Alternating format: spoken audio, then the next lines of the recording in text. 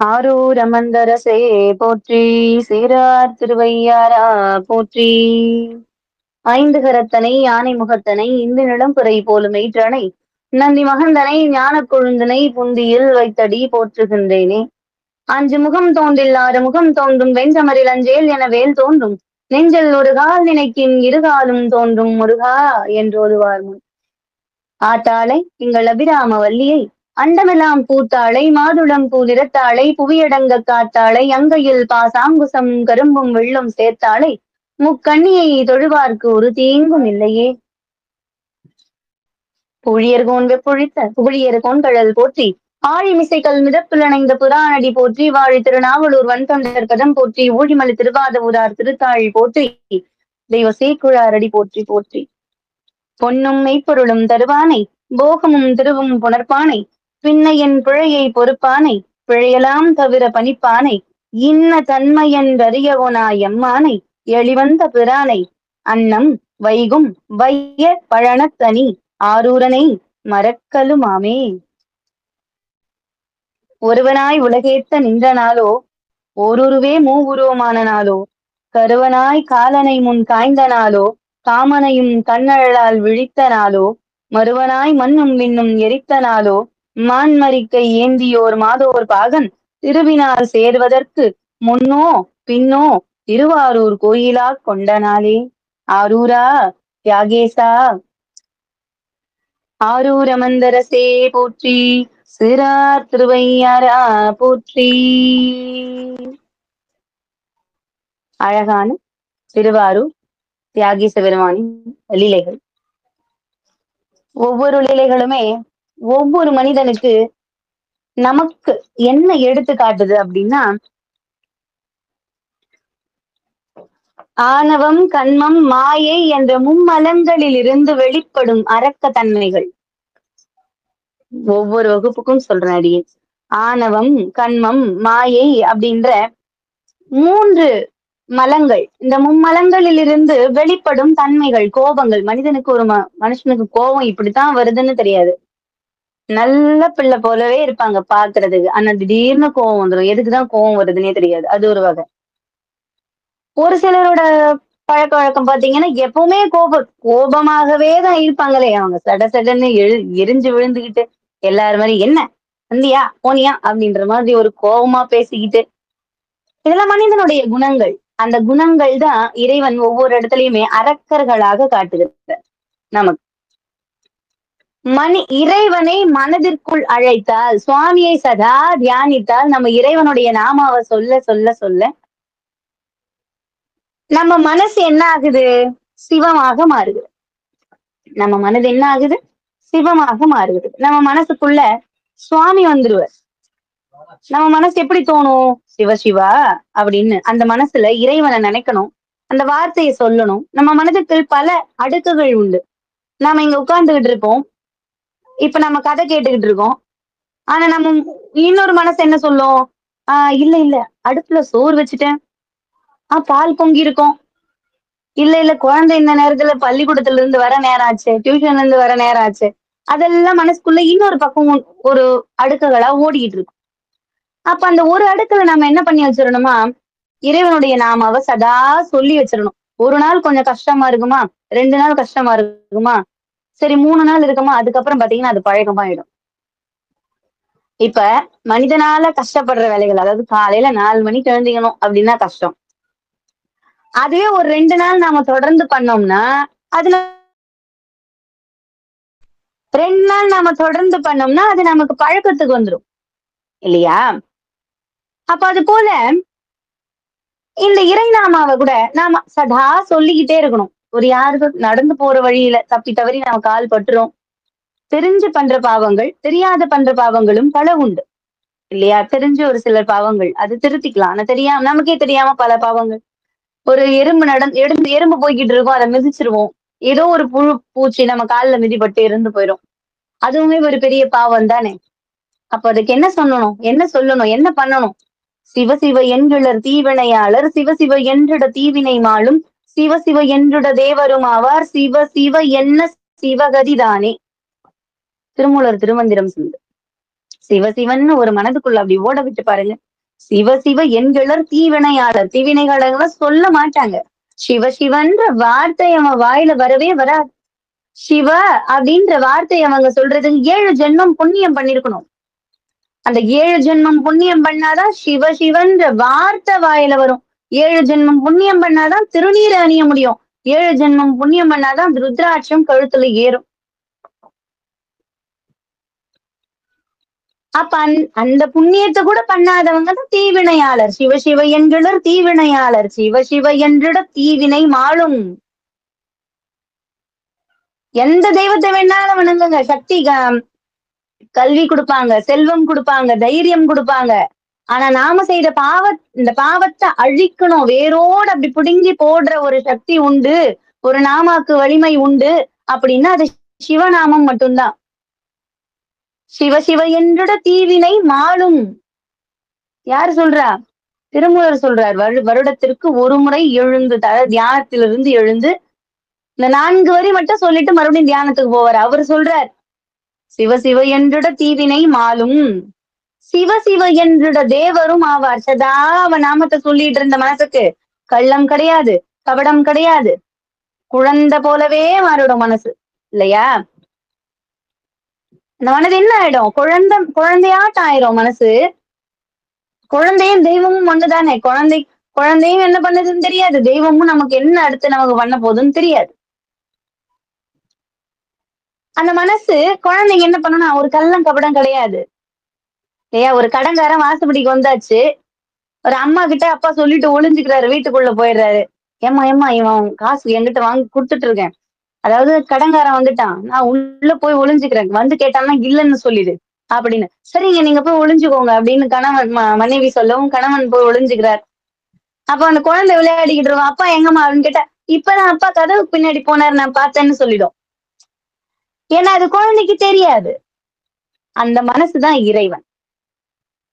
குழந்தை ஏன்னா எத்தனையோ பேர் இறைவனை வணங்குறவங்களும் இருக்காங்க, வணங்காதவங்களும் இருக்காங்க. 2 பேருக்குமே சுவாமி ஒண்ணுதானே. 5 விரல்ல எல்லா விரலும் ஒரே மாதிரி இருக்கா? ஒரு விரல் சின்னதா இருக்கு, ஒரு விரல் பெருசா இருக்கு. 5 பிள்ளைகள்ல ஒரு பிள்ளை அம்மாக்கு எதிரா கூட இருக்கும். அதுக்கு நம்ம அம்மா ஏன் புள்ள இல்லைன்னு சொல்லிடுவாளா? அப்ப நாம சுவாமி நமக்கு இல்லைன்னு சொல்லிடுவாரா? அப்ப அந்த சிவ சிவ சிவ சிவ சிவ சிவன்னு சொல்ல சொல்ல சொல்ல நாம என்ன பதவிக்கு உயர்த்தப்படுவோம்? மனிதர்களில் இருந்து தேவ பதவிக்கு உயர்த்தப்படுவோம், தேவர்களாகவும் ஆகும். சிவ சிவ என்ன தேவர்கள் மட்டும் கிடையாது, சிவ சிவ என்ன சிவகதிதானேன்னு. சிவகதி கிடைக்கும். சதா சதா சிவநாமத்தை சிவா சிவா சிவா சிவாய நம சிவாய நம நமச்சிவாய நமச்சிவாய சொல்ல சொல்ல சொல்ல சொல்ல நமக்கு இறைவனுடைய பதம் கிடைக்கும். நாமே இறைவனாகமா ஆகிற அளவு தன்மையும் உண்டு அப்படின்ற இல்லையா?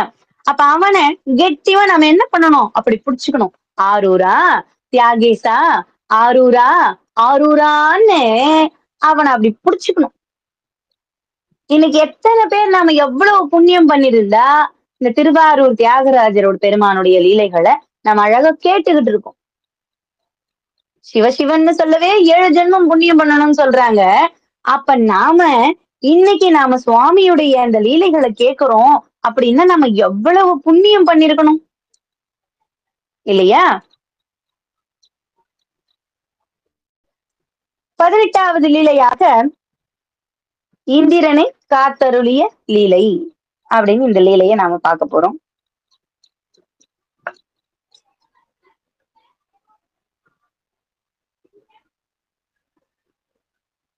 ஒரு சமயம் சுதர்மையில் இருந்து ஸ்வர்கலோகத்தையாலும் இந்திரன் என்ன பண்றார்? தன்னுடைய தந்தையாகிய கச்சிய பிரஜாபதி அவருடைய முகத்திலிருந்து பிரம்ம கைவர்ந்த புராணம், பிரம்ம வைவர்த்த புராணம், ஸ்கந்த புராணம், சிவ ரகசிய புராணம், மாசி மாச கிருஷ்ண பட்சமி, சஷ்டி, சப்தமி, அஷ்டமி அப்படின்ற இந்த 4 நாட்கள்ல, அதாவது இந்த 4 புராணங்களையுமே இந்த 4 நாட்கள்ல தேவ சபையில ஒரு நம்ம இப்ப எப்படி நம்ம தியாகராஜருடைய லீலைகளை நான் அடியேன்னு சொல்ல நீங்க கேட்டுக்கிட்டு இருக்கீங்க. அது போல சுவாமி பத்தி அவங்க சொல்லி இந்திரனும் இந்திராணியும் கேட்டுக்கிட்டு இருக்காங்க. கைலாசகிரியில் இறைவன் மகாதேவன் அவரை வணங்கணும். அவர் போயிட்டு வணங்கி இறைவா சுவாமி அப்படின்னு அவரை சொல்ல சொல்ல சொல்ல அந்த புராணங்களையும் இதிகாசங்களையும் கேட்க கேட்க கேட்க மனசு என்ன ஆயிட்டு சுவாமி கிட்டேயே போகுது. அப்பா உன்னை வணங்கணுமே. நம்ம அப்படிதான் நம்ம மனசுன்ற எப்படின்னா, இப்ப நம்ம கிட்ட சுவாமியை பத்தி சொல்றாங்கன்னு வச்சுக்கோங்க. சொல்றவங்களை விட கேட்கிறவங்களுக்கு மனசு என்ன ஆகும்? அப்படியே அந்த அந்த மனசு மொத்தமா அப்படி சுவாமி கிட்ட போயிரும். இங்க இதை பண்ணார். அப்ப நம்ம கண் முன்னாடி அது ஒரு படமா ஒரு காட்சி போல நமக்கு தெரிய வரும். அப்ப தெரியும் போது என்ன ஆகும்? இந்த மனசாகப்பட்டது மத்த எதையுமே நினைக்காது, இறைவனையே சதா நினைக்கும். அதுக்குதான் கலகாலட்சேபங்கள்லாம் கேட்கணும்ன்றது. சொல்ற இடத்துக்கெல்லாம் போங்க கேளுங்க. ஏன்னா அதை நினைப்போம். கவலைகள்லாம் சும்மா ஸ்ட்ரெஸ், பல குழப்பங்கள். இப்ப இந்த காலகட்டத்துல 24 மணி நேரம் போதல உழைக்கணும். எதை நோக்கி போய்கிட்டு இருக்குதுன்னு தெரியல, எதை நோக்கி நாம ஓடுறோம்னு தெரியல. ஓட்டமும் முடியல, ஓடிக்கிட்டு இருக்கோம், நேரமும் போதல. அப்ப சில சமயங்கள் இது மாதிரி நமக்கு சிறு சிறு இடைவெளிகள் தேவைப்படுது. அங்கங்க உட்கார்ந்து ஒரு திருவாசகம், ஒரு தேவாரம் பாடும், ஒரு கதை சொல்றாங்க, ஒரு புராணம் சொல்றாங்க, அதை போய் கேட்போம். ஒரு 10 நிமிஷம் உட்காரும். ஒரு மனது நிம்மதிக்கு. கோவில் எல்லாம் எதுக்கு கட்டி வச்சாங்க? அங்க போய் ஆன்மா லயிக்கும் இடம் ஆலயம். மனது அமைதியா போய் உட்காரணும். அங்க போய் ஒரு 5 நிமிஷம் உட்கார்ந்து இறைவா அங்க போயிட்டு நம்ம கஷ்டத்தை அங்க சொல்லணும்னு அவசியமே இல்லை. அங்க போய் உட்கார்ந்தா போதும். சாமிக்கு தெரியும் நமக்கு என்ன கொடுக்கணும்னு. அங்க போய் 2 நிமிஷம் அப்படி கண்ணை மூடி உட்காரு. அந்த இடத்துல பாத்தீங்கன்னா அவ்வளவு பாசிட்டிவ் வைப்ரேஷன், நல்ல ஒரு சக்திகள், அந்த சக்திகள்லாம் குழுமித்து அப்படி இருக்கும் பொழுது அங்க போய் நம்ம மனது அமைதியா அப்படி உட்கார்ந்து அந்த இறைவனுடைய நாமாவை சொன்னா அந்த இடத்துல எவ்வளவு சக்தி நமக்கு கிடைக்கும். நம்ம உடம்புக்கு எவ்வளவு தெம்பு கிடைக்கும். இந்த உடம்ப வச்சுதானே நம்ம சுவாமி கிட்ட போகணும். இந்த வாழ்க்கை அப்படின்ற இந்த சமுத்திரத்தை இந்த உடம்புன்ற படகை வச்சுதானே போகணும். அதற்கு தானே இந்த உடம்பு படைக்கப்பட்டது. இந்த ஆன்மாக்கு இந்த உடல் கொடுக்கப்பட்டதே அதற்குதாக தானே. எத்தனையோ பிறவி எடுத்து நீந்தி நீந்தி நீந்தி இன்னும் இறைவனடி போய் சேரல, தேடிக்கிட்டு இருக்கோம். இன்னும் எத்தனை பிறவி வாய்க்குமோ, இப்பிறவி விட்டால் இன்னும் எத்தனை பிறவி வருமோ அப்படின்னு தாய்மானவர் கேட்கிறார். அது போல அந்த இறைவனை அவரை பத்தி பேசினா போதுங்க, மனசு போய் ஒன்றிடுதுங்க. நிறைய பேர் அடியாரு சொல்லியிருக்காங்க, கேட்டிருக்கேன். அவரை பத்தி பேசினா போதும்மா, மனசு போய் அங்க போய் நின்னுடுது, சுவாமி கிட்ட போய் நின்னுடுது. அப்படிதான் அந்த இந்திரனும் இந்திராணியும் சுவாமி பத்தி அந்த இடத்துல கதா காலட்சேபம் நடக்குது. ஒரு 4 நாட்கள் தொடர்ந்து இந்திரலோகத்துல நடத்திக்கிட்டு இருக்காங்க. அது அப்படி தொடர்ந்து அது கேட்கும் போது இந்திராணிக்கு ஒரு ஆசை, சுவாமியை போய் பார்க்கணும், அவர் பாதத்தை வணங்கணும், தொழணும் அப்படின்னு ஒரு பெரிய ஆசை வந்துடுது இந்திராணி. அப்படி அந்த ஆசையை நிறைவேற்றணுமா இல்லையா? அப்படி நினைச்சவர் என்ன பண்ணார்? இறைவனை சுவாமிக்கு தேவ கங்கா ஜலத்துலதான் அபிஷேகம் பண்ணணும் அப்படின்னு இந்திராணிக்கு ஆசை. அப்ப என்ன பண்றாங்க? அந்த கங்கா ஜலத்தை கொண்டு போய் இந்திராணியுடைய கைகளிலாயே அவங்களுடைய கரத்தினாலேயே சுவாமிக்கு கற்பக விருட்ச மலர்களை பாதத்துல அர்ச்சனை பண்ணிட்டு அந்த கங்கா ஜலத்திலையும் சுவாமியுடைய பாதத்துல ஊத்துறாங்க. எவ்வளவு பெரிய குடுப்பின. நாம கூட யாராச்சும் என் காசிக்கு போயிட்டு வந்தாங்கன்னா அவங்க கிட்ட அந்த கங்கை நீரை வாங்கிட்டு வர சொல்லி, நல்ல கவனிங்க, அந்த கங்கை நீரை வாங்கிட்டு வர சொல்லணும். அப்படி நாம எடுத்துக்கிட்டு அவங்க சின்னதா ஒரு செம்பு பாத்திரத்துல கொடுப்பாங்க. அப்படி இல்லைன்னா ஒரு கேன் கொடுத்து அனுப்புங்க, சின்னதா ஒரு கொஞ்சம் புடிச்சுக்கிட்டு வரட்டும். நம்ம அக்கம் பக்கம் இருக்கிற ஆலயத்துல சிவாலயத்துல கொடுத்து சுவாமிக்கு அப்படி அந்த தீர்த்தத்தை அந்த கங்கா ஜலத்தை அப்படி அபிஷேகம் பண்ணி அங்க தண்ணி புடிச்சுக்கோங்க. கொஞ்சம் புடிச்சு கொடுத்து சொல்லுவார் ஐயர், கேட்டீங்கன்னா புடிச்சு தருவார். அத வீட்டுக்கு கொண்டு வந்து தெளிங்களேன். அந்த புனிதமான நதி நம்ம மேல படுறதை விட சுவாமி மேல பட்ட எவ்வளவு புண்ணியம், எவ்வளவு மகிழ்ச்சி, எவ்வளவு சந்தோஷம். சுவாமிக்கு இன்னும் பல அந்த சக்திகள் கூடிக்கிட்டே இருக்கும்ல அந்த சிவலிங்க திருமேனிக்கு. இன்னும் எவ்வளவு நல்லது. அந்த கங்கா ஜலத்துல சுவாமிக்கு அப்படி அபிஷேகம் பண்ணுங்க. ரொம்ப மகிழ்ச்சி, ரொம்ப ஆனந்தமாயிடுவார் சுவாமி. அப்படி இந்திராணிக்கு ஒரு ஆசை வந்து அந்த கங்கா ஜலத்துல சுவாமியுடைய அந்த பாதத்துக்கு அபிஷேகம் பண்ணி கற்பக விருட்ச மலர்களால சுவாமிக்கு அர்ச்சனை பண்றாங்க. வில்வத்தால அர்ச்சனை பண்றாங்க. அவ்வளவு சந்தோஷம். இறைவனுடைய நாமாவை சொல்ல சொல்ல சந்தோஷம் தானே. அப்படி எல்லையற்ற மகிழ்ச்சியில அவங்க தெளிச்சுக்கிட்டு இருக்காங்க. அப்ப ஒரு அசரீரி அவங்களுக்கு கேக்குது ஆகாசவாணியாக. இதே கைலாசபதியான சங்கரனே புண்ணிய கஷேத்திரத்தில் தியாகராஜ மூர்த்தியாக விளங்குகிறார். அவரை தரிசித்து விட்டு அப்பால் வானுலகை சென்றடையுங்கள் அப்படின்னு யாருக்கு கேக்குது குரலு? இந்திராணிக்கும் இந்திரனுக்கும் கேக்குது. அவங்க எங்க பூஜை பண்ணிக்கிட்டு இருக்காங்க? காசி கஷேத்திரத்துல சுவாமிக்கு பூஜை பண்ணிக்கிட்டு இருக்காங்க. அப்ப அந்த இடத்துல ஒரு அசரீரா குரல் கேக்குது. இதே சுவாமிதான், இதே புண்ணிய மூர்த்தி தான், இதே கைலாசபதி தான் புண்ணிய கஷேத்திரமான திருவாரூர்ல தியாகராஜ பெருமானாக எழுந்தருளி பக்தர்களுக்கு அருள்பாலித்துக் கொண்டிருக்கிறார். அவரை சென்று தரிசியுங்கள் அப்படின்னு ஒரு அசரீரி கேக்குது. அந்த அசரீரி கேட்ட மாத்திரத்துல இந்திராணிக்கு ஆசை வந்துட்டது. இன்னமும் நாம சுவாமியை போய் பார்க்கணும் என்ன அசரீரியே சொல்லும் போது, அப்போ இந்திரன் என்ன பண்றார்? இந்திராணி திரும்பி பாக்குறாங்க. சரி, மனைவி சொல்லிட்டா அங்க அப்பீலே கிடையாது இல்லையா? தேவலோகத்திலயும் அப்படிதான் போல. பூமியில் தான் அப்படின்னு நினைச்சா தேவலோகத்திலயும் அப்படிதான் இருக்கு போல.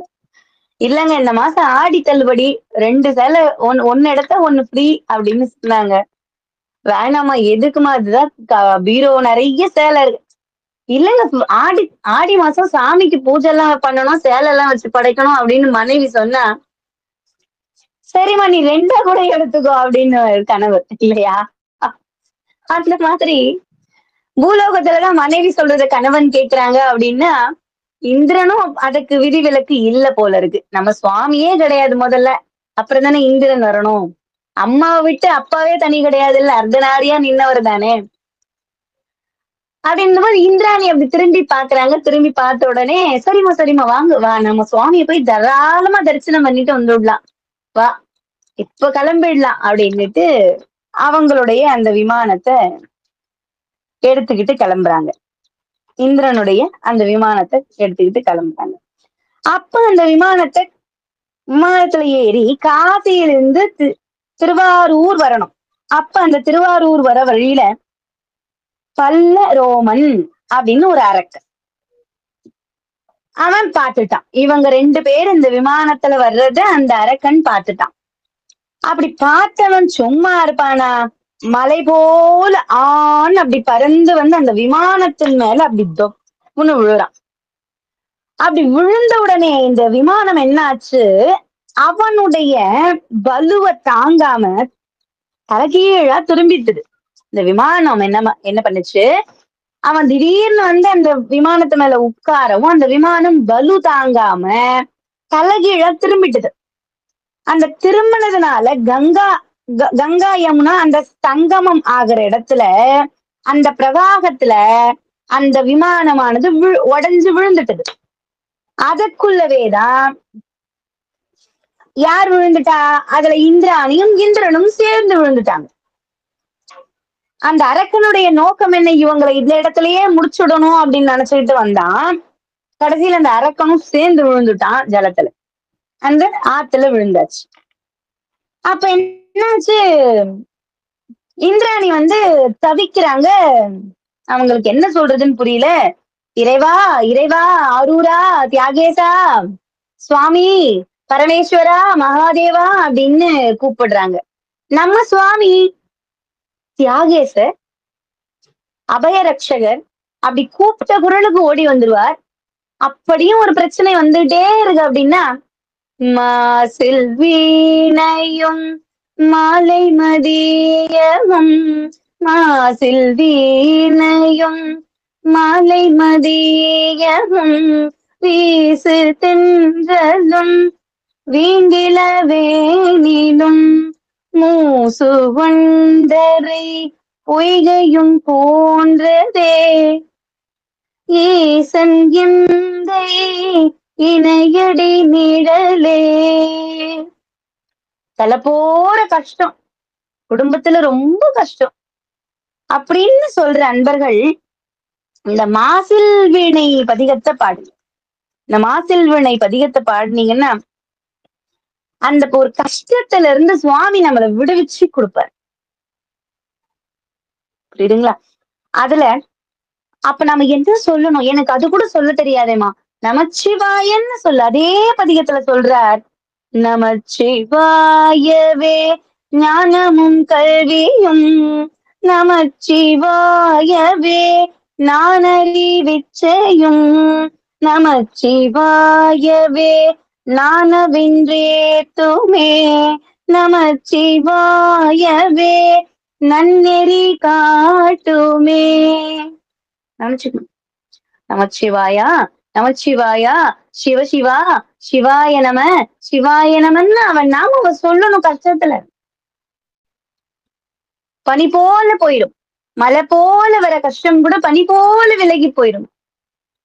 அதே பாடல்ல நமக்கு சுவாமி என்னென்னதான் கொடுத்திருக்கார். வாழ்த்த வாயும் நினைக்க மட நெஞ்சும் தாழ்த்த சென்னியும் தந்த தலைவனை சூழ்த்த மாமலர் தூவி துதியாதே வீழ்த்தவா வினையேன் நெடுங்காலமே. பா, எனக்கு இந்த வாய் எடுத்து எதுக்கு கொடுத்துருக்க? நல்லா 3 வேளை இல்ல 4 5 வேளை சாப்பிடுவோமா? 5 வேளை சாப்பிடுறதுக்கா? இல்ல, நமக்கு எதுக்கு கொடுத்திருக்கார்? வாழ்த்த வாயும். அவனை வாழ்த்தணும். அவன் என்ன பண்ணணும்? வாழ்த்தணும். அவன் நாம சொல்லணும். அதுக்குதான் நமக்கு வாய் கொடுத்திருக்காரு சுவாமி. வாழ்த்த வாயும் நினைக்க மட நெஞ்சும். மட நெஞ்சு. ஏன் சுவாமி இந்த நெஞ்சத்தை மட்டும் மட நெஞ்சுன்னு சொன்னார்னா, மறந்து போயிடுமா. ஒரு இடத்துல நிக்காது, மறந்துரும். நினைச்சுக்கிட்டே இருப்போம், சிவசிவா அரஹரான்னு நினைச்சுக்கிட்டே இருப்போம். ஒரு நிமிஷம் அப்படி மறந்து அந்த ஞாபகத்துல இருந்து வெளியே போயிரும். அதுக்குதான் அந்த நெஞ்சத்தை மட நெஞ்சுன்னு சொன்னார். நினைக்க மட நெஞ்சும் தாழ்த்த சென்னியும் தந்த தலைவனை. நமக்கு என்ன கொடுத்திருக்காரு சுவாமி? தாழ்த்த சென்னி. அவனை பார்த்து வணங்கணும். தலை திரு அங்கமாலையில பாத்தீங்கன்னா அருமையா இருக்கும், ரொம்ப அருமையா இருக்கும். இந்த தாழ்த்த சென்னியும் நமக்கு என்ன கொடுத்திருக்காரு? இந்த தலைய தாழ்த்தி அவனை வணங்குறதுக்காக இந்த தலையை கொடுத்திருக்கார் சுவாமி. சூழ்த்த மாமலர் தூவி துதியாதே. இந்த மலர்களை எடுத்து சுவாமியை நீ என்ன பண்ணணும்? அந்த நெடுங்கலம் நேயனாக நின்ற இறைவனை வணங்கணும். அதற்குதான் நமக்கு கொடுத்திருக்காங்க நம்முடைய உடம்புகள்லாம். நம்ம உடம்புல இருக்கிற ஒவ்வொரு அங்கங்களும் நம்ம இறைவனை வணங்குவதற்கு தான் கொடுத்திருக்காங்க அப்படின்னு சொன்னார் இல்லையா? அப்ப நாவுக்கரச பெருமான் அந்த திரு அங்கமாலையில பாடியிருப்பார். வாயே வாழ்த்து கண்டாய் மத யானை ஊறி போர்த்து பேய்வாழ் காட்டகத்தாடும் பீரான் தன்னை வாயே வாழ்த்து கண்டாய். என்ன அருமையான பாடல். நெஞ்சே நீ நினையாய் நீமிற்புன் சடை நின்மலனை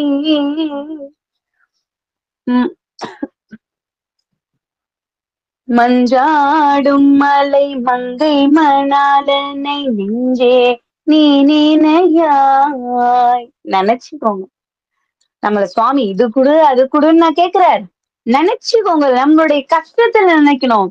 அது நிறைய பேர் பாருங்க, நிறைய பேர் இறைவனடி சேர்ந்தவங்க கிட்ட சொல்லுங்க, சந்தோஷத்துல யாரும் இறைவனை நினைக்க மாட்டாங்க. இது ஒரு நடந்து போய்கிட்டே இருப்போம், ஒரு டக்குன்னு ஒரு கல்லு போய் காலில் இடிச்சுக்கிட்டோம், பா சிவ சிவா கடவுளே இடிச்சுக்கிட்டேனே, கால் வலிக்குதே, கல்லு இடிச்சிருச்சே, நாம போய் கல்லுல முட்டி இருப்போம் காலை, கல்லு குத்திருச்சே, முள்ளு குத்திருச்சே அப்படின்னும் இல்லையா?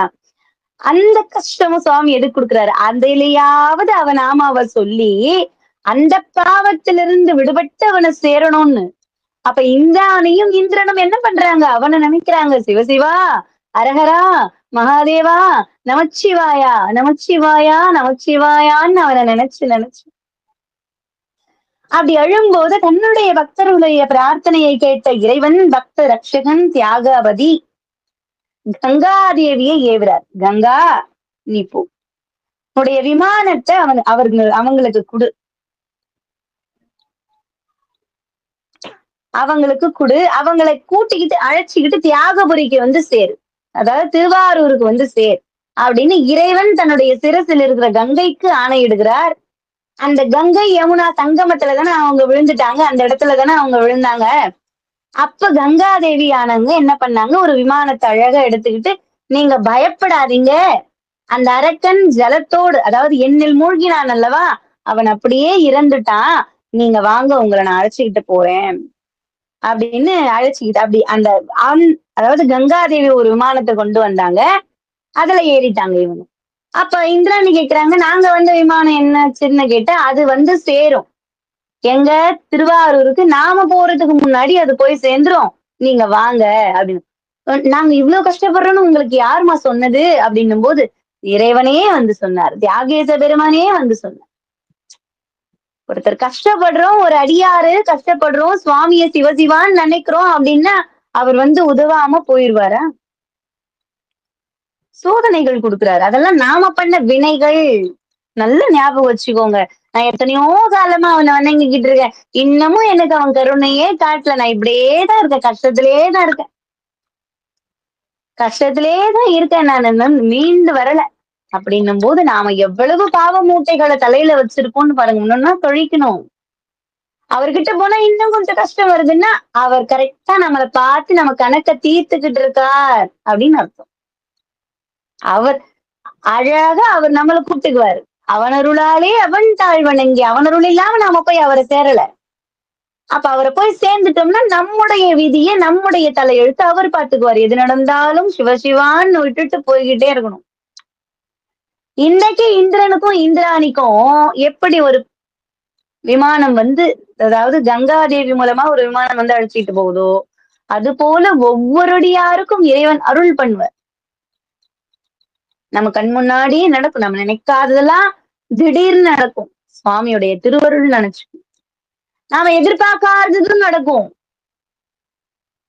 எதிர்பார்க்காததும் நடக்கும். திடீர்னு தேசிகரையா சொல்வார், வாதூர் அடிகளார் சொல்வார், நாம எதிர்பார்க்காதது நடக்கும், ஐயோ இது நடக்க கூடாதுன்னு நினைப்போம், அது நடந்துரும். அது அவனுடைய திருவருள் நினைச்சுக்கோங்க. நாம இது நமக்கு கிடைக்காதுன்னு நம்ம முடிவு பண்ணிருப்போம், ஆனா நமக்கு கிடைச்சிரும். அது அவனுடைய பெருங்கருணைன்னு நினைச்சுக்கோங்க. புரியுதுங்களா? அப்ப அந்த விமானம் கிடைச்சு அவங்க அந்த விமானத்துல பயணம் பண்ணிக்கிட்டே, அதாவது நதி மூலமா ஒரு படகு போல வந்துகிட்டு இருக்கு அந்த விமானம், அழகா வந்துகிட்டே இருக்கு. கிளை நதிகளோட சேர்ந்து சேர்ந்து சேர்ந்து அந்த கங்காதேவி என்ன பண்றாங்க, அழகா அவங்களை கூட்டிட்டு வராங்க. வர வழியில பல கஷேத்திரங்கள், பல காட்சிகள் அவங்கள் கண்களுக்கு தென்படுது. தென்பட்ட அனைத்துமே இறைவனாகவே தெரிகிறது. தென்பட்ட அனைத்துமே இறைவனாக தெரிகிறது. எப்படி எப்படி நம்முடைய நாவுக்கரச பெருமானுக்கு திருவையாத்துல சுவாமியே தெரிஞ்சாரோ, பல விதங்களாக தெரிஞ்சாரோ, ஒரு கொக்கு பெடையோட ஆடி வர்றதாக இருக்கட்டும், எப்படி எப்படியோ, அதாவது ஒரு கொக்கு, யானை, சேவல், இதெல்லாம் எப்படி அப்படி மாறி மாறி அப்படி வந்ததோ, அந்த காட்சி, அதே காட்சிய இவர் பாக்குறார். யார்? இந்திராணியும் இந்திரனும் பாக்குறாங்க. பல காட்சிகள்ல இறைவனே தெரிகிறார். அப்ப நம்முடைய நாவுக்கரச பெருமானுக்கு எப்படி தெரிஞ்சாங்க? மாதர் பிறை கன்னியானை மலையான் மகளோடும் பாடி, மாதர் பிறை கன்னியானை மலையான் மகளோடும் பாடி, போதோடு நீர் சுமந்தேத்தி புகுவாரவர் பின் புகுவே, யாதும் சுவடு படாம் ஐயாரடைகின்ற போது காதல் மட பிடியோடும் களிறு வருவன கண்டே. இப்ப பாருங்க, கண்டேனவர் திருப்பாதம் கண்டறியாதன கண்டே. கண்டேனவர் திருப்பாதம் கண்டறியாதன கண்டே. கண்டறியாதன கண்டே. யார் ஒருவர் இந்த பதிகத்தை மனதார பாராயணம் பண்ணி மனதார ஒரு இறைவன் அவருடைய இந்த கைலாசபதியுடைய கோவில்ல உட்கார்ந்து அப்படி கண்டேன் அவர் திருப்பாதம் கண்டறியாதனை கண்டேன் அப்படின்னு சுவாமியுடைய பாதத்தை நினைச்சுக்கிட்டீங்கன்னா அது இறைவனுடைய அந்த திருப்பாதம் நம்ம தலைமையிலதான் இருக்குன்னு நினைச்சுக்கோங்க. அந்த உணர்வு சத்தியமா வரும். கண்டேன் அந்த உணர்ந்து பாடணும். அது உருகி திருவாசகத்தை பாடும்போது ஊனுருகி உயிருருகி பாடணும். ஊனுருகி அந்த உயிர் நம்மளை கேட்காமையே உருகும் திருவாசகத்துக்கு. அது போல ஒவ்வொரு திருமுறைகள்ல ஒவ்வொரு பதிகம் பாடும் போதும் முக்கியமா இந்த பதிகம் பாடும்போது அடியேனுக்கு ஏற்பட்ட உணர்வை நான் பகிர்ந்துக்கிறேன். அது சுவாமியுடைய திருப்பாதம், யாரும் காணாத பாதம். கண்டேன் அவர் திருப்பாதம் கண்டறியாதன கண்டேன் அப்படின்னாரு நாவுக்கரச பெருமான். அதை நாம பாடும்போது உருகி மனமுருகி பாடும்போது அந்த பாதம், அந்த தூக்கிய திருவடி நம் சிரசின் மேல் இருக்கிற மாதிரி நினைச்சுக்கோங்க. கண்டிப்பா அந்த மனசு சுவாமியுடைய திருப்பாதத்துக்கு கீழே நம்ம சிரசை கொண்டு போய் வச்சிரும். அவ்வளவு காட்சிகள் இந்திராணியும் இந்திரனும் அவ்வளவு காட்சிகள் பார்த்துக்கிட்டே வர்றாங்க.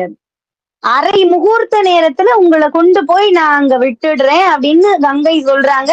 அதே போல அந்த அரை முகூர்த்த காலத்துல அப்படி வர்றாங்க.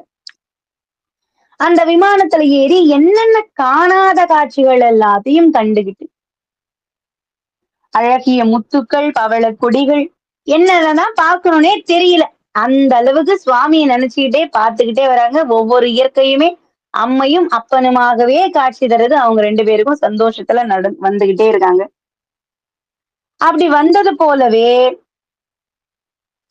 அந்த அந்த வண்டியை ஓட்டிக்கிட்டு வந்த, அதாவது அந்த படகை ஓட்டிக்கிட்டு வந்த சாரதி போலவே கங்காதேவி என்ன பண்றாங்க, ஒவ்வொரு தலங்கள்லயும் இங்க பாருங்க இதுதான் சுவாமி, இந்த இடத்துல இங்கிருந்து அதாவது ஆற்றை விட்டு கீழே இறங்கி போகல, இங்கிருந்தே வணங்கிக்கோங்க, இந்த திசை நோக்கி சுவாமி இருக்கார், இங்க இந்த சுவாமி இருக்கார், இங்க இந்த திருக்கோவில் இருக்குன்னு அந்த நதி மூலயமாவே சொல்லிக்கிட்டே வராங்க. அவங்களும் வணங்கிக்கிட்டே வராங்க. அப்படி வணங்கிக்கிட்டே வரும்போது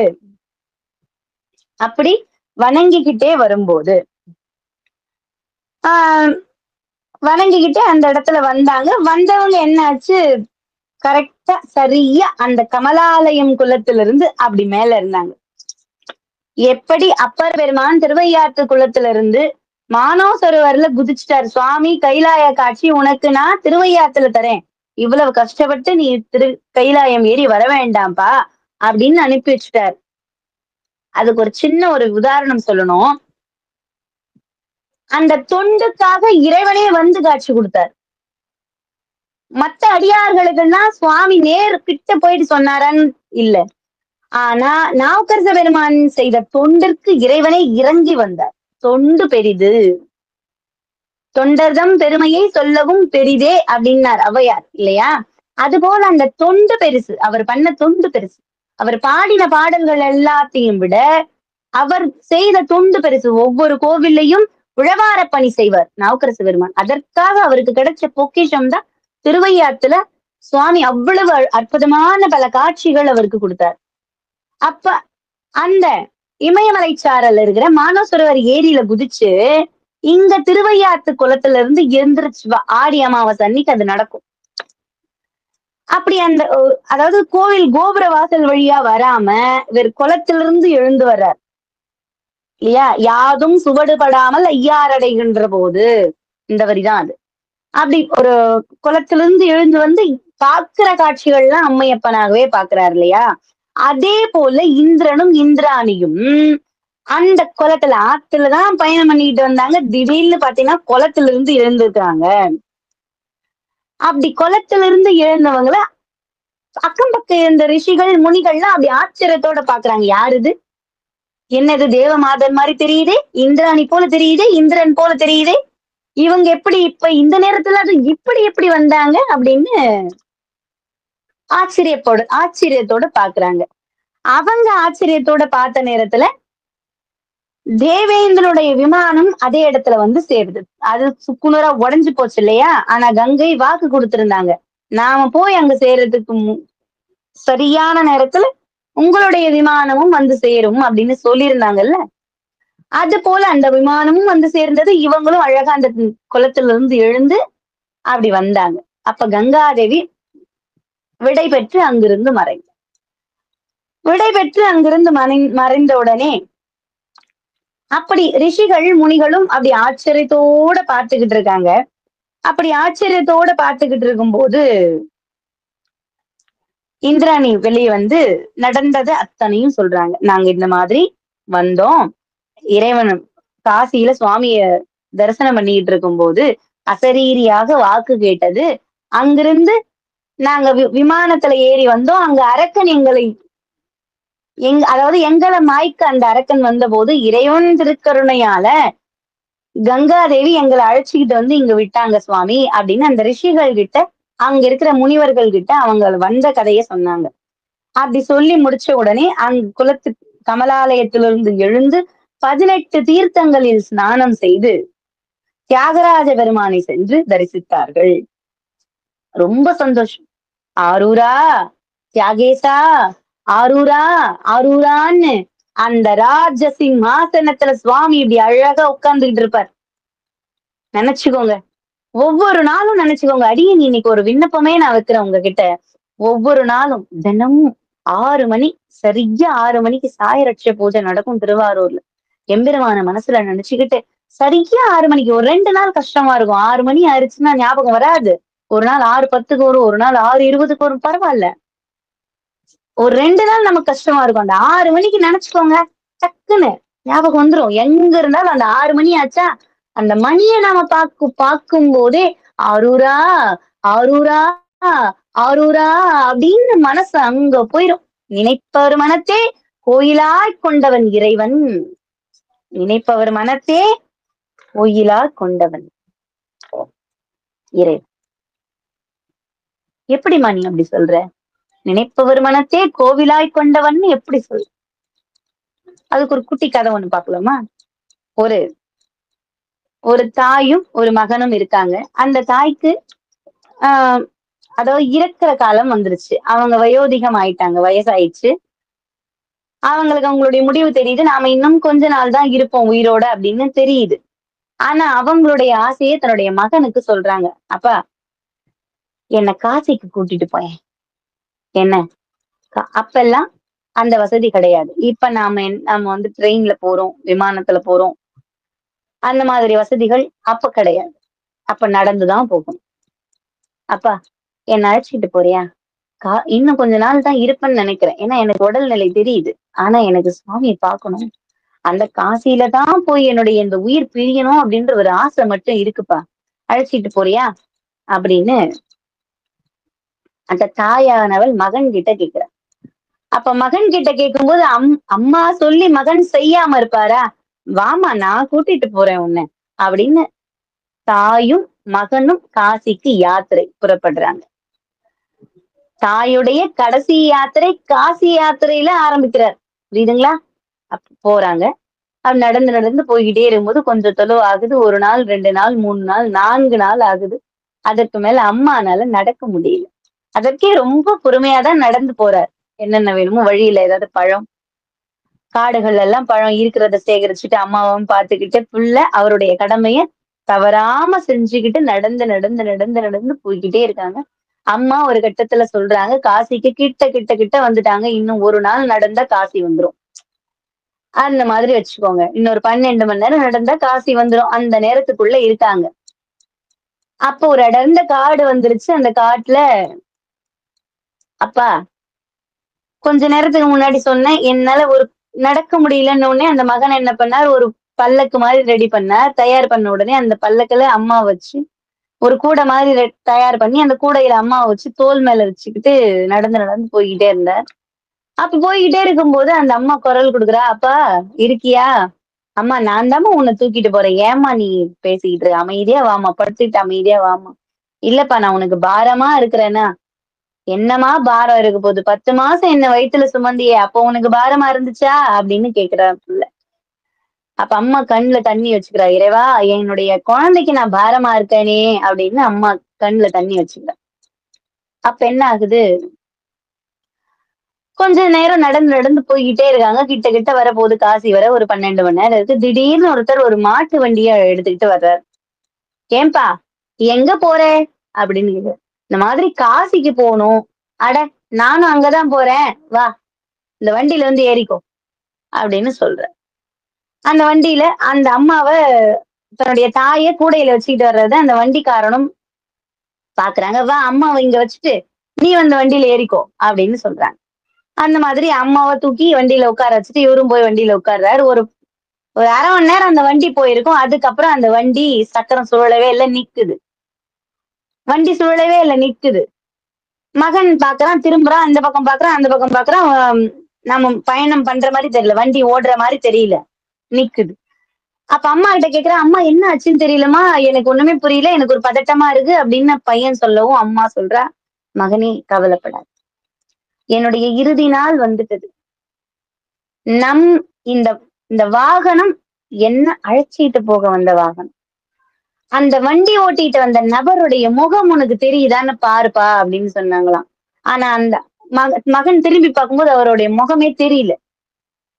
ஆனா அந்த அம்மாவுக்கு தெரியுது. அந்த அம்மாவுக்கு எப்படி தெரியுது?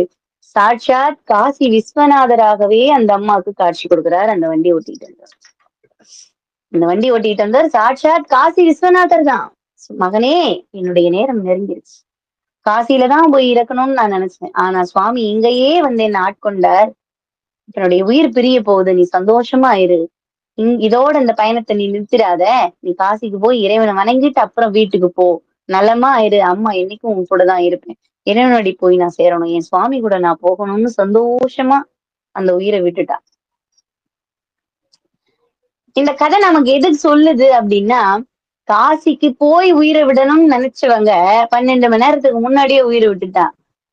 அப்ப எந்த புனித நதியில் நீ நீராடினாலும் வீட்டிலேயே குளிச்சாலும் சிவசிவன்னு சொன்னீங்கன்னா அது புனித நீர் தான்.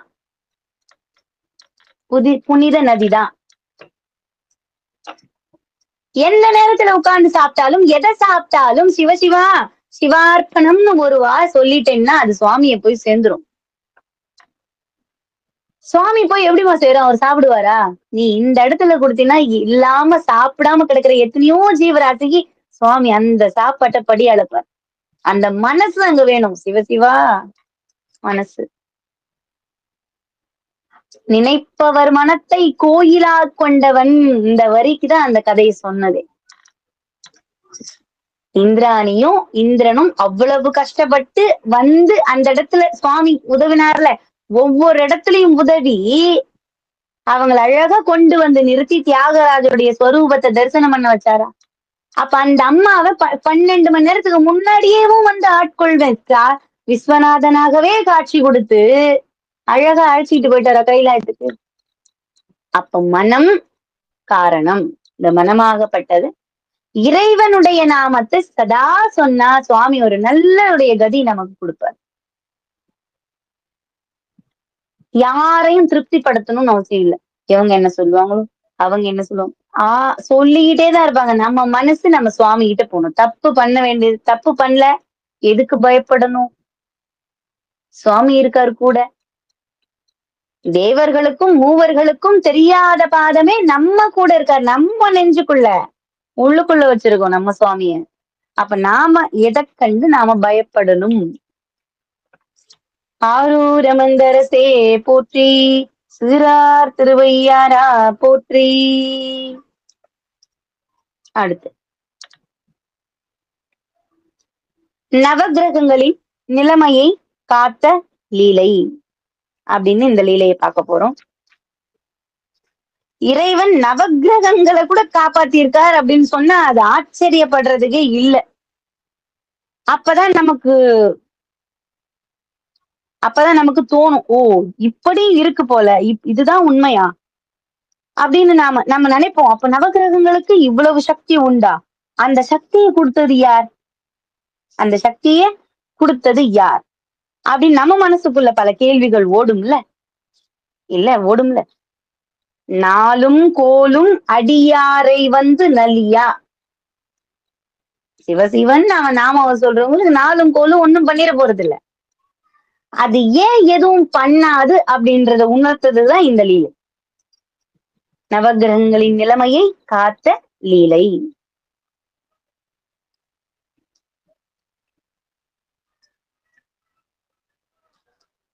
முன்பொரு காலத்துல சதயகுப்தன் அப்படின்ற ஒரு அரக்கன் இருந்தான். நான் சொல்லல. ஒவ்வொரு கதையிலுமே ஒவ்வொரு லீலைகளிலுமே ஒவ்வொரு அரக்கன்கள் வந்துகிட்டு தான் இருப்பாங்க. அந்த ஒவ்வொரு அரக்கனுமே ஒரு நாள் ஒரே ஒரு நாள்ல நம்ம மனசுக்குள்ள வர்ற எண்ணங்கள் தான் இந்த அரக்கர்கள். அப்படி அந்த அரக்கன் சதயகுப்தன் அப்படின்ற அரக்கன். அவனோட சித்தப்பாவுடைய கட்டளைப்படி அவன் என்ன பண்றான்? 1000 வருஷம் தவம் இருக்கான். கடினமான தவம், நியமம் உள்ள தவம். முடியாது. அந்த அரக்கர்கள் போல தவம் பண்ண முடியாது. அரக்கர்கள் மாதிரி தவம் பண்ணிலாம் சுவாமி கிட்ட வரம் வாங்கவே முடியாது. ஆனா அவங்க பண்ணுவாங்க. ஆனாலும் அழிஞ்சுதான் போறாங்கன்னா அவங்க கெட்ட எண்ணத்துல பண்ணா அது அழிஞ்சுதான் போகணும். நல்லதுல பண்ண நம்ம சித்தர்கள் மாதிரி, ரிஷிகள் மாதிரி, முனிவர்கள் மாதிரி சாகா வரம் பெற்று வாழ்ந்திருக்கலாம். ஆனா அவங்க பண்றது எல்லாமே கெட்ட எண்ணத்துல பண்ணா, தான்தான்ற ஆணவம் அங்க வந்துட்டதுன்னா அவங்க அழிவ இறைவன் கண் முன்னாடி காட்டிடுவார். அதாவது இது அரக்கர்கள் இல்ல, நமக்கும்தான். நம்ம மனசுக்குள்ள ஆணவம் அப்படி தலை தூக்கி நிற்கும் போது அதிலிருந்து வெளிப்படுகின்ற அரக்கர்களை அழிக்க இறைவன் வருவார். தலையில ஓங்கி ஒரு குட்டு குட்டி உட்கார்ற, ரொம்ப ஆடிட்ட, நம்ம ஆடுவோம் இஷ்டத்துக்கு. நான் இல்லைன்னா அங்க ஒரு வேலை ஆகாது. நான் போயே ஆகணும். நான் தான் அப்படி நிக்கிற இடத்துல ஓங்கி ஒரு குட்டுதான் இல்லையா? அப்படி குட்டும் போது நம்ம உரைக்கும். அப்பதான் ஒரு அடி முதுகுல விழும்போது அப்பா ஐயோ வலிக்குதே அப்படின்னா ஒரு கஷ்டத்து சுவாமி டமான்னு தூக்கி வந்து அப்படி போடுவார். போடும்போது ஆமால்ல நான் சொன்னமே, நான் ஆடுனேனே, இப்ப தெரியுதே அப்படின்னு. அப்போ புரியும் கடவுள் பத்தி, சுவாமி பத்தி. அப்போ ஓடும், பரிகாரம் பண்ணணும், இத பண்ணணும், இத செய்யணும், அது சுத்தணும், விளக்கு ஏத்தணும், இத பண்ணணும், அதை பண்ணணும்னு ஓடும். ஆனா ஏன் நம்ம அந்த கஷ்டத்துல மாட்டிக்கிட்டு இருக்கோம், எதுக்கு நமக்கு அந்த கஷ்டம் வந்துச்சுன்றத நம்ம நினைச்சு கூட பாக்குறது இல்ல. அப்படி அந்த அரக்கன் தவம் பண்றான். யார நோக்கி? பிரம்மனை நோக்கி தவம் பண்றான். அவன் தவம் பண்ணின உடனே பிரம்மா தவம் பண்ண அது ஒரு சந்தோஷம் அவருக்கு. அப்பா நம்மளையும் ஒரு ஜீவன் நினைக்குது அப்படின்னு ஒரு இறங்கி வந்துருவார். ஆனா இவன் 1000 வருஷம் தவம் பண்றான்னு வச்சுக்கோங்களேன். அப்படி இறங்கி வர்றார். திருமூர்த்திகளாலும், பிரஜாபதிகளாலும், தேவரிஷிகளாலும், மகரிஷிகளாலும், தேவர்களாலும், தானவர்களாலும், மனிதர்களாலும், யக்ஷரர்களாலும், கந்தர்வர்களாலும், கிண்ணறர்களாலும், கிங்புருஷர்களாலும், வித்யாதரர்களாலும், நாகர்களாலும், அரக்கர்களாலும், எத்தனும் பெரிய லிஸ்ட் வைக்கிறான் பிரம்மன் முன்னாடி. அரக்கன், சத்யகுப்தன், சதகுப்தன் வைக்கிறான். இவங்களாலதான் எனக்கு மரணமே நேரிடக்கூடாது, மரணமே நேரக்கூடாது அப்படின்னு ஒரு பெரிய அட்டவணையை போட்டு அவர் முன்னாடி வச்சு அந்த வரத்தை வாங்கிடுறான். சரி அப்படியே நடக்கட்டும் அப்படின்னு நம்ம பிரம்மா அழகா அவருக்கு வரத்தை கொடுத்துட்டு அவர் மறைஞ்சிட்டார். அப்பதான் ஆரம்பிச்சிருமே நம்ம மனசுக்குள்ள, நான் தான் பெரியவன் அப்படின்னு ஒரு அந்த ஆணவம் தூக்கி அப்படி தலை மேல ஏறி அப்படி உட்கார்ந்துக்கும். நம்ம தான் பிரம்மா கிட்டயே வரம் வாங்கிட்டோமே, நம்மள போய் யார் என்ன பண்ணிடுவா அப்படின்னு அது என்னமோ தெரியாது. இருக்கிற அரக்கர்கள்லாம் நேர குறி வச்சு இந்திரலோகத்துக்கு தான் முதல்ல போறதே. இந்திரலோகத்தை தேடிதான் முதல்ல ஓடுறதே. அப்படி போகும்போது இந்திரனைய அடக்கி அவன்கிட்ட போர் புரிஞ்சு சேனைகள் எல்லாம் அழிச்சு அவனுக்கு பயந்தோடுற மாதிரி பண்றான். அவனுக்கு பயந்தோற மாதிரி பண்றான். அப்படி அவன் என்ன பண்றான், அப்படி என்ன ஆச்சு, பயந்து ஓடியாச்சு. யாரு, தேவர்களும் இந்திரன் முதற்கொண்டு எல்லாருமே ஓடுறாங்க. ஏன்னா அவன் அப்படி வரம் வாங்கிட்டானே, எதுவும் பண்ண முடியாது அப்படின்ற மாதிரி வரம் வாங்கியாச்சு. வரம் வாங்கியாச்சு. அப்ப ஓடுறாங்க, முனிவர்களும் ஓடுறாங்க, தேவர்களும் ஓடுறாங்க, ரிஷிகளும் ஓடுறாங்க பயத்துல என்ன பண்ணிடுவானோ அப்படின்னு. இவர் அப்படியே பெரிய ஒரு ஆட்சி அமைச்சுக்கிட்டு அப்படியே ஒரு சந்தோஷமா, ஆஹா நான் தான் ராஜா, என்ன கேட்காம இந்த உலகமே சுத்துறது இல்ல, நான் ஒரு மூச்சு காத்து அப்படி வேகமா விட்டேன்னாச்சா காத்தே வரும் உலகத்துக்கு, ஜீவராசிகள் மூச்சு விடுறதே என்னாலதான் அப்படின்ற மாதிரி அந்த ஆணவமாகப்பட்டது தலைமையில ஏறி உட்கார்ந்தாச்சு, ஆடிக்கிட்டு இருக்கான். அவன் கூட ஒரு 10 அரக்கர்களை சேர்த்துக்கிட்டு அவனுக்குன்னு ஒரு அவனுக்குன்னு ஒரு ஊரு, அவனுக்குன்னு ஒரு பதவி, அவனுக்குன்னு ஒரு மக்கள், ஏகபோகமா வாழ்ந்துட்டு வர்றான். அப்படி வாழ்ந்துட்டு வரும்போது மக்கள் எல்லாம் கஷ்டப்படுறாங்க. எல்லாரும் போயிட்டு சுவாமி கிட்ட முறையிடுறாங்க, சுவாமி இவ்வளவு பெரிய கஷ்டம் வந்துருச்சு, இறைவன் அமைதியா இருக்க. சுவாமி அமைதியா இருக்காருன்னா அதற்கு ஏதோ ஒரு காரணம் இருக்குன்னு அர்த்தம். சுவாமியும் அமைதியாவே இருக்க.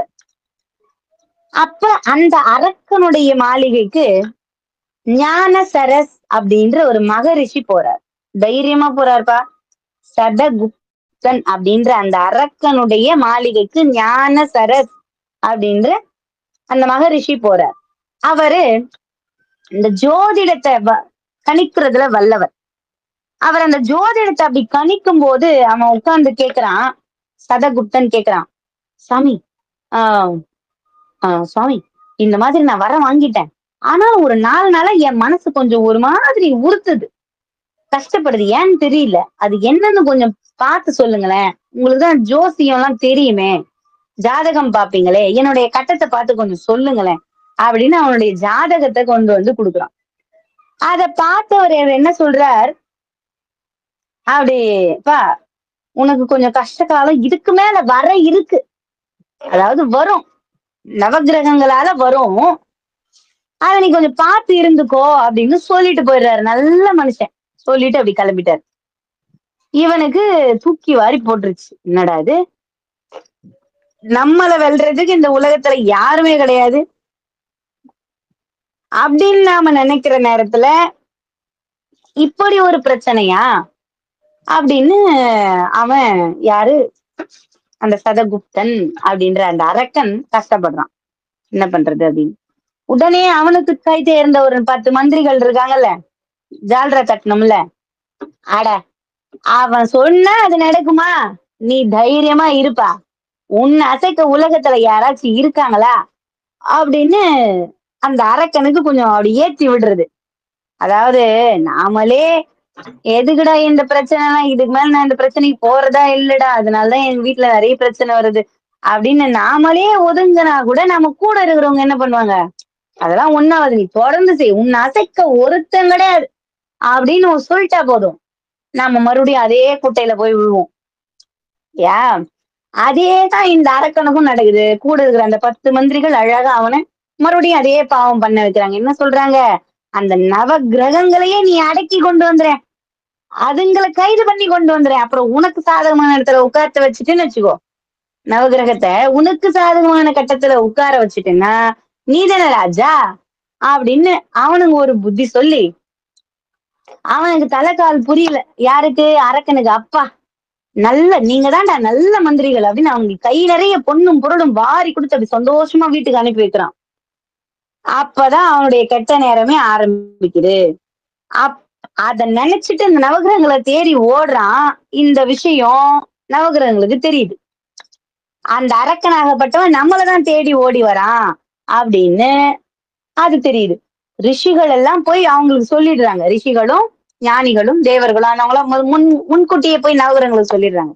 நீங்க ஒளிஞ்சுக்கோங்க, நீங்க போய் எங்கேயாவது மறைவான இடத்துல போயிருங்க அப்படின்ற மாதிரி சொல்லி அவங்கள அனுப்பினா அவங்க எங்க போவாங்க? உலகத்துல எங்க போனாலும் அவன் கண்டுபிடிச்சிருவான். அப்படி அவன் கண்டுபிடிப்பான் அப்படின்னும் போது எங்க போயிட்டு அவங்க ஒளிவாங்க? மறையறதுக்கு இடம் வேணுமா? தேடணுமா? தேவையில்ல. நாங்க போய் சரணாகதி அடைகிறோம். நாங்க மறைய போறது கிடையாது.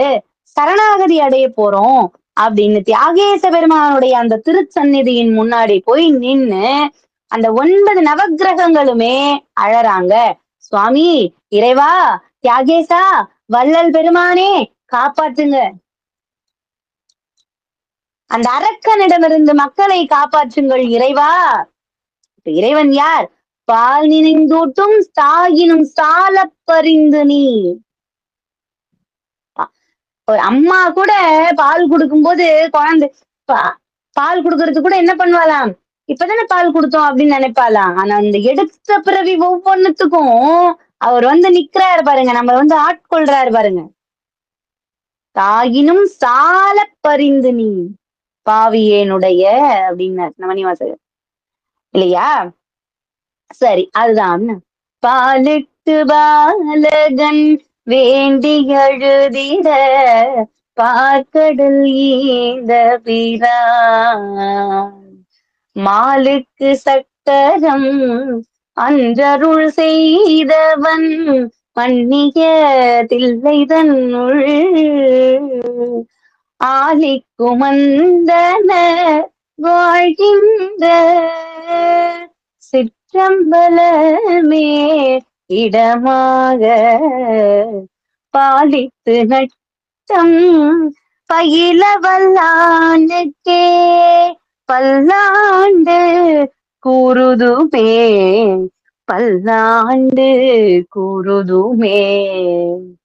பாலுக்கு பாலகன் வேண்டி அழுதிட. பசிக்குதுன்னு போய் அவர்கிட்ட நாம போய் ஒரு லிஸ்ட் எடுத்துட்டு போயிடலாம் நிப்போம் சுவாமி முன்னாடி. அப்பா எனக்கு இது வேணும், அது வாங்க போறேன், இது வாங்கணும், வீடு கட்டணும், கார் வாங்கணும், பங்களா வாங்கணும். ஆனா நீ நிக்கிற இடம் எது அப்படின்னு நமக்கு தெரியல. நீ போய் கேட்டனா கஞ்ச பிசினாரி மாதிரி அந்த கஞ்சமா ஒரு சின்ன ஒரு பேப்பர் மனசுக்குள்ள ஒரு லிஸ்ட் தான் சொல்லுவ. ஆனா நீ அழுதினா பாலுக்கு பாலகன் வேண்டி அழுதிட உனக்கு ஒரு பால் கிண்டில பால் கொடுக்க மாட்டார் சுவாமி. பால் கடல் ஈந்தபுரான் அவர் தகுதிக்கு அவர் பெருசா கொடுப்பார். அப்ப நாம என்ன பண்றோம்? நம்ம தகுதிக்கு சின்னதா கேட்டு வாங்கிக்கிறோம். அப்பாட மடையா, நீ போய் நீ கேட்டு நிக்காத. சரணாகதின்னு உன்னை பயன்படுத்தி சுவாமின்னு போய் நில்லு. ஒரு சொட்டு கண்ணீர் விட அவன் பார்க்கடலை உனக்கு தருவான். புரியுதுங்களா? இப்ப நவகிரகங்கள் போய் அழுது சுவாமி, இறைவா, மகாதேவா, தியாகேசா, ஆரூரா அப்படின்னு அழுது. அப்படி அழும்போது சுவாமி கருணாமூர்த்தி விட்டுருவாரா? முன் தோன்றார் இறைவன். அழகா அவங்க முன்னாடி தோன்றி திருவாய் மலர்ந்து வார்த்தைகள் சொல்றார். இந்த குழந்தைகளே, நான் சொல்வதை கேளு. அப்படியே காலில் விழுந்துட்டாங்க. சுவாமியுடைய திருப்பாதத்துல அப்படியே விழுந்துட்டாங்க. அரூரா, இந்த அடிநாய்கள் கூப்பிட்டாலும் நீங்க வருவீங்களா சுவாமி அப்படின்னு அந்த பாதத்துல விழுந்து வணங்குறாங்க. சுவாமி ஒரு வார்த்தை சொல்ற, நவக்கிரகங்களே, உங்களுடைய பார்வை சரியானதாக இருக்கட்டும். கரெக்டா சொல்றது, நல்ல கவனிங்க. இந்த நீங்க இப்ப நடந்துகிறத வச்சுதான் இந்த ஜோதிட சாஸ்திரத்தின் மகிமை இந்த உலகத்துக்கு தெரிய போகுது. புரியுதுங்களா? சுவாமி இந்த அதாவது அந்த அரக்கன் அழிக்கிறதுக்காக சுவாமி போகல. இவங்களை வச்சு அவனை அழிக்கணும்னு நினைக்கிறார் சுவாமி. கரெக்டா பாருங்க, தான் அப்படி முந்திக்கிட்டு சுவாமி போகல, இவங்களை வச்சு அவனுடைய கதையை முடிக்கணும்னு நினைக்கிறார். அதுக்கு என்ன பண்றார்? அந்த அரக்கன் அழியும் வரையில் நீங்க ஏன் முன்னாடி இருக்கணும், என் முன்னாடி என்னுடைய கண் பார்வையில நீங்க இருங்க. இந்த 14 உலகத்தில் உள்ள சகல ஜீவராசிகளுடைய நன்மை தீமைகள் எல்லாம் புரிந்து கொண்டு நிலை மாறாமல், அதாவது இவனுக்கு இந்த இடத்துல இந்த கஷ்ட கிரகம் நடக்கணும். அவனுடைய பாவத்துடைய பலன் அது, பலன். இவனுக்கு இந்த இடத்துல ஒருத்த சாமியே கும்பிட மாட்டான், ஆனா கோடி கோடியா வச்சுட்டு இருப்பான். அப்படி ஒரு கஷ்டம்னா என்னன்னு தெரியாது, அது அவனுடைய பலன். முன்பிறவியில் அவன் செய்த பலன், அது அவனுக்கு அனுபவிக்கிறான். புரியுதுங்களா? அப்ப சுவாமி அந்த நவ கிரகங்களுக்கு என்ன பண்றாரு? கட்டளை இடுறார். நீ இந்த இடத்துல போய் நில். அவனுடைய பாவ புண்ணிய கணக்குப்படி நீ நின்னு ஆட்சி பண்ணு. என்னுடைய கட்டளைப்படி நான் சொல்றது நீ செய் அப்படின்ற. அந்த அரக்கனுக்கு இப்ப எது பாவ கட்டமோ அந்த இடத்துல போய் நில். நவ கிரகங்களையும் சுவாமி அழைக்கல, அதுல குறிப்பா சில கிரகங்களை அழைத்து, சனி, ராகு, கேது, இது 3மே போதும். குரு பார்வை சரியில்லாம போனாலும் போச்சு. குரு பார்த்தா கோடி நன்மை. அவர் பார்வையே கொஞ்சம் மாறி போச்சுன்னா அங்கேயும் பிரச்சனை வரும். அதனால ஒரு சில கிரகங்களை மட்டும் அழைத்து அந்த அரக்கன் அவன் கட்டத்துல மட்டும் சுவாமி எப்படி உட்கார வைக்கணுமோ ஒவ்வொருத்தரையும் அப்படி நேர் பார்வை கொண்டு பார்க்க வைக்கிறார். அவன் அப்பயே அவனுடைய ராஜ்யம் ஆட்டங்கான ஆரம்பிச்சிருச்சு. அந்த கிரகங்களை அமர்த்தி வச்சு அவர் சுவாமியுடைய கட்டளையினால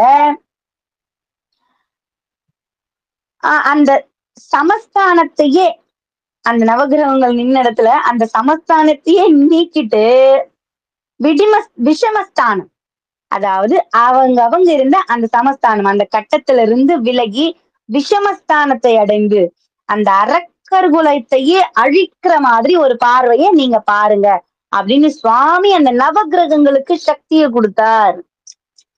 தேவர்கள்லாம் தெய்வங்கள்லாம் சுவாமியை கையேந்து நிக்குமா, தான் வாழ வேண்டி தம்மை வணங்குவ. அப்பா எங்களை வணங்குறாங்க, எங்களுக்கு பூஜை பண்றாங்க, அவங்க நல்லா இருக்கணும், நாங்க அவங்களுக்கு அருள் புரியணும், எங்களுக்கு நீங்க அருள் புரியுங்க சுவாமி அப்படின்னு நவகிரகங்களும் தேவாதேவர்களும் நிற்பாங்களாம் சுவாமி முன்னாடி. அதற்குதான் ஒவ்வொரு பிரதோஷ காலத்திலும் சுவாமி முன்னாடி போய் நில்லுங்க, கேட்கலனா கூட பரவாயில்ல கோயில்லையாவது நில்லுங்கன்றது. புரியுதுங்களா?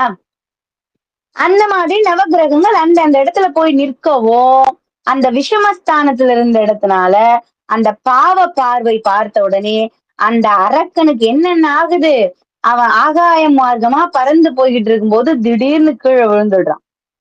முடிஞ்சிச்சு. அதாவது ஒவ்வொரு அந்த கிரகங்களுடைய பார்வையினால தடுமாறுறான், தன் நிலை தவறுகிறான், தடுமாறுறான். அப்படி பூமியில விழுந்துட்டான். விழுந்தும் ஆணவம் அடங்கல. அந்த விழுந்த இடத்துல ஒரு மன்னவன் நிற்கிறான், அவங்கிட்ட சண்டைக்கு போறான், சமர் செய்ய. ஆனா இவனுக்குதான் இப்ப பலம் கிடையாதே. அந்த பலம் குறைந்தவனாக இருக்கும்போது நவகிரகங்களுடைய பார்வையினால சரீரமும் இழைச்சு போச்சு. அந்த பார்வையினால அவனுக்கு என்னென்னமோ ஆகுது, அவனுக்கே தெரியல, சக்தி குறைஞ்சவனாகவே ஆயிட்டான். ஒரு அரக்கன் 1000 வருஷம் தவறணும். நீதான் சொன்னியாமா எத்தனையோ பேர்னால உயிர் போக கூடாதுன்னு அவன் வரம் வாங்கினான். ஆனா நவகிரகங்களால உயிர் போகணும்னு அவன் வரம் வாங்கல, மறந்துட்டான். தடயம்னு ஒண்ணு விட்டுட்டு போவான் கொலையாளி இல்லையா? அது போல இந்த அரக்கர்கள்லாம் என்னதான் வரம் வாங்கினாலும் ஒரு இடத்துல இந்த மாதிரி ஒரு கஷ்டத்தை அவங்களுக்கே வர வச்சுக்கிற மாதிரி ஒரு பிரச்சனைய வச்சுட்டுதான் வரம் வாங்கியிருப்பான். அப்ப இறைவன் அததான் பிடிச்சார். நவகிரகங்களால அவங்களாலேயே அவனுக்கு அழிவு காலம் பண்ணினார். சாதாரண ஒரு மனுஷன், அவன் அரசன் தான், ஒரு மனுஷன், இவன் அரக்கன், வரம் வாங்கினவன். ஆனா அவனுடைய பார்வைகள்லாம் சக்திகள்லாம் குறைஞ்சு நிற்க கூட ஒரு தெம்பில்லாத நேரத்துல அந்த அரசனால அவன் அழிஞ்சான். அவன் அழிஞ்சு அந்த இடத்துல கூட அவன் சரியா அழியல, ஏன்னா அவன் வரம் அந்த மாதிரி இருக்கு இல்லையா? அப்ப மறுபடியும் நவகிரகங்களுடைய பார்வையினாலேயே அவன் சரீரம் இழைத்து, அதாவது ஒல்லி ஆயிட்டான், சரீரம் இழைத்து 1 மாசத்திலேயே அவன் உயிரும் பிரிஞ்சது அவனுடைய உடல். அப்ப நவகிரகங்களுடைய தன்மைகள் பாருங்க, அவங்களுடைய பார்வைகளை பாருங்க. நாம என்ன பண்ணுவோம்? கோவிலுக்கு போவோம், நவகிரகங்களுடைய கோவிலுக்கு போவோம், அங்க போயிட்டு நவகிரகங்களை மட்டும் வணங்கிட்டு வந்துருவோம். நவகிரக தலங்கள் இருக்கு. திருநள்ளாறு எடுத்துக்கோங்க, திருநள்ளாறுக்கு போவோம், குளத்துல குளிக்கிறதும், சுவாமிக்கு நேரா போய் அங்க சுவாமியை பாக்குறது கிடையாது, நேரா போய் சனி பகவானை பார்க்க வேண்டியது. இறைவனை வணங்கணும். சனி பகவானே வணங்குன சுவாமி ஆனா நாம எங்க போய் நிப்போம்? சனி பகவான் கிட்டயே போய் நின்னுட்டு, இந்த மாதிரி இது என்னோட பேரு, என்னுடைய குலம், இது என்னுடைய கோத்திரம், இதனுடைய ராசி, இதனோட நட்சத்திரம். அவன் சொன்னாதான் அவருக்கு தெரியுமா? நம்ம ராசியில வந்து உட்கார்றதுக்கு. ஆனா நாம ஒரு சீட்டுக்கு முதற்கொண்டு எடுத்து போய் வச்சு அர்ச்சனை பண்ணிட்டு வருவோம். ஆனா அந்த காரியத்தை நாம செய்யக்கூடாது. நாம அங்க போறோம். திருநள்ளாறுல இருக்கிற இறைவனை வணங்கணும். வடாரணேஸ்வரர் சாரி. சுவாமி போய் வணங்கிட்டு வரணும். புரியுதுங்களா? ஆனா நாம என்ன பண்ணுவோம்? நவக்கிரக கோவில்லயும் அப்படிதான் பண்றோம். எல்லா கோவில்லுமே. கிரகங்களை தான் போய் வணங்குவோம். சுவாமியை மறந்துடுவானா? சுவாமியினாலதான் அந்த நவ கிரகங்களுக்கு அங்க போய் நல்லது நடந்துச்சு. அதுக்குதான் அங்க அவங்க ஆட்சி பண்றாங்க. இல்லையா? ஆகனால இன்னையில இருந்து இதை ஒண்ணு நினைச்சுக்கோங்க. ஒவ்வொரு நவகிரகங்களுடைய கோவிலுக்கு போகும்போதும் சூரிய தலமாக இருக்கட்டும், புதன் தலமாக இருக்கட்டும், சனித்தலமாக இருக்கட்டும், அங்க இருக்கிற இறைவனை வணங்கி விட்டு அவருக்கு அர்ச்சனை செய்த பிறகு நவகிரகத்தை போய் வணங்குங்க. நல்லது நடக்கும். அப்ப அந்த நவகிரகங்களோட சேர்ந்து இறைவனும் சுப பார்வை எல்லாரையும் என்னுடைய சுவாமி அந்த இடத்துல சொல்றார் தியாகேசர். என்னை நினைக்கும் ஒவ்வொரு அடியார் பெருமக்களையும் நவகிரகங்கள் எதுவும் செய்யக்கூடாது. சுவாமி அந்த இடத்துல சொல்றார். ஆரூர் பெருமான் நவகிரகங்களை எதுவுமே செய்யக்கூடாது. என்ன நினைக்கிற அடியார்களை நவகிரகங்கள் எதுவும் செய்யக்கூடாது அப்படின்னு சொல்றார். அப்படியே நமக்கு ஒரு கஷ்டம் வந்துருச்சு. இல்ல நாங்க வெளியே போற நேரம் ஆயிருச்சு. நாங்க போகணும். ராகு காலம் யமகண்டம் ஆனாலும் போகணும் அப்படின்னா வேயுரு தோழி பங்கன் விடமுண்ட கண்டன் மிக நல்ல வீணை தடவி மாசொரு திங்கள் கங்கை முடிவேலனிந்தன் உளமே புகுந்த அதனால் ஞாயிறு திங்கள் செவ்வாய் புதன் வியாழம் வெள்ளி சனி பாம்பிரண்டும் உடனே ஆசரும் அவை நல்ல நல்ல அவை நல்ல நல்ல அடியாரவர்க்கு மிகவே. அடியார்களை நாளும் போலும் எதுவுமே செய்யக்கூடாது அப்படின்ற ஞானசம்பந்தருடைய அந்த பதிகத்தை பாடிட்டு நாம போனோம்னா நமக்கு எந்த பிரச்சனையுமே வராது. ஆரூர் அமர்ந்தரசே போற்றி, சீரார் திருவையாரா போற்றி.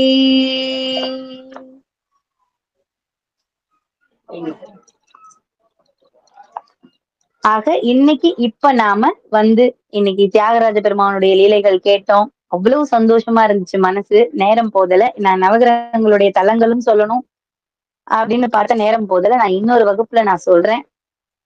ரொம்ப மகிழ்ச்சி. வந்த அனைவருமே எந்த மனக்குறையும் இருந்தாலும் அந்த மனக்குறைகள் எல்லாம் நீங்கி தியாகேச பெருமானுடைய அருள் பரிபூரணமா வந்து கேட்ட அனைவருக்குமே அவருடைய திருப்பாதத்தை வணங்கி அடியேன் கேட்டுக்கிறேன் சுவாமிய. அவங்க எல்லாருக்கும் எந்த கஷ்டமும் இல்லாம சுவாமி பார்த்துக்கணும். ஏன்னா அவனருளாலே அவன் தாள் வணங்கி அப்படின்னும் போது அவருடைய லீலைகளை கேட்கவும் ஒரு குடுப்பனை வேணும். அப்பதான் கேட்க முடியும். ஆரூர் அமர்ந்தரசே போற்றி, சீரார் திருவையாரா போற்றி. குருவருள் ஆன்மீக மையத்திற்கு நன்றிகள். வாழ்க அந்தனர் வானவராணினம் வீழ்க தன்புணல் வேந்தனம் ஓங்குக ஆழ்க தீயது எல்லாம் அரண்நாமமே சூழ்க வையகம் துயர் தீர்க்கவே ஆறிரு தடன் தோல் வாழ்க ஆறுமுகம் வாழ்க வெற்பை கூறுசெய் தனிவேல் வாழ்க குக்குடம் வாழ்க செவ்வேலேறிய மஞ்சை வாழ்க யானை தனனங்கு வாழ்க மாறிலா வள்ளி வாழ்க வாழ்க சீர் அடியாரெல்லாம் வான்முகில் வழாது பெய்க வழிவளம் சிறக்க மன்னன் கோன்முறை அரசு செய்க குறைவிலாது உயிர்கள் வாழ்க அன்மறை அறங்கள் ஓங்க நற்றவம் வேள்வி மல்க மேன்மைக்குள் செய்வநீதி விளங்குக உலகமெல்லாம். ஆரூரமந்தரசே போற்றி, சீரார் திருவையாரா போற்றி. நன்றிகள். நன்றி.